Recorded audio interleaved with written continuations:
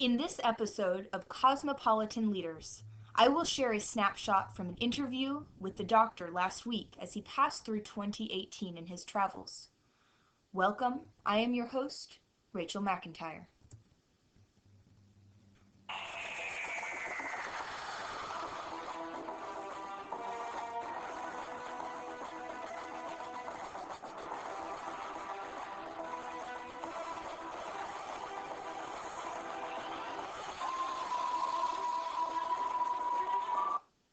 The doctor grew up on the planet called Gallifrey in the upper class of society. He was a very lonely child and he was shunned by other children because of his differences. He grew up to be a Time Lord, which meant that he could travel between space and time. Today he travels aboard his TARDIS, or the time and relative dimensions in space. He learned to do time travel at an international academy where he encountered many different creatures of the universe, and he and his closest friend at this school made a pact to travel to every single star in the galaxy. The Doctor has always been a strong pacifist, and his goal in all of his travels and in his life is to find out why good always overcomes evil in a world where evil seems so advantageous. Because of his time-traveling abilities, the Doctor has participated in many historic and future events, such as saving the Titanic from destruction, or helping Winston Churchill save the world. He has met many different species in the universe, including Daleks and Cybermen. And he's also met many different types of aliens. While he does not get along with every creature, he desires to learn about others' customs and share his goal to work together towards the common good of the universe. The Doctor is a cosmopolitan in the very sense of the word. He is a citizen of the cosmos. In each adventure, he does not try to figure out why different people or creatures believe or do different things. Instead, he seeks to understand what their goals and motivations are, and he tries to work with them to better society.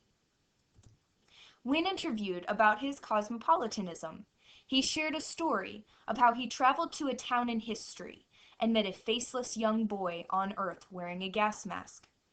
He discovered that the particular town called this boy the Empty Child.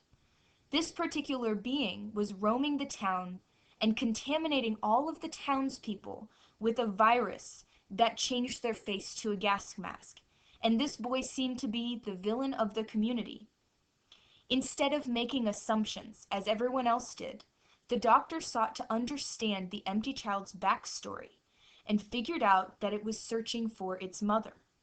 The Doctor listened to the child's needs and beliefs. Though the child was from a different time period and planet, the Doctor shared common values, and this allowed him to work together with the child to find a solution to the problem at hand.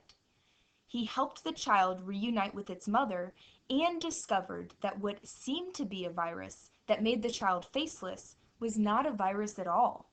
He found that the virus was actually a colony of nanobots that were trying to heal the town after the destruction of an air raid.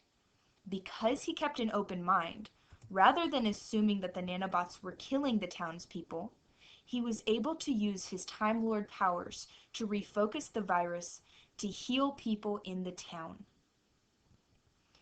Even though the Doctor is a being of a different universe, he exemplifies the qualities of Apaya's cosmopolitanism. He does not judge other cultures. Instead, he learns and tries to understand the practices of the people and beings that he encounters as he listens to their stories. In all of this, he genuinely cares about the life of each individual that he meets, which is an important tenet of Apaya's definition of cosmopolitanism. Through each adventure, he finds that he shares value language such as safety, danger, good, evil, friend, enemy, and love with the majority of the inhabitants of each new culture he encounters. This concludes today's episode of Cosmopolitan Leaders. Thank you and good night.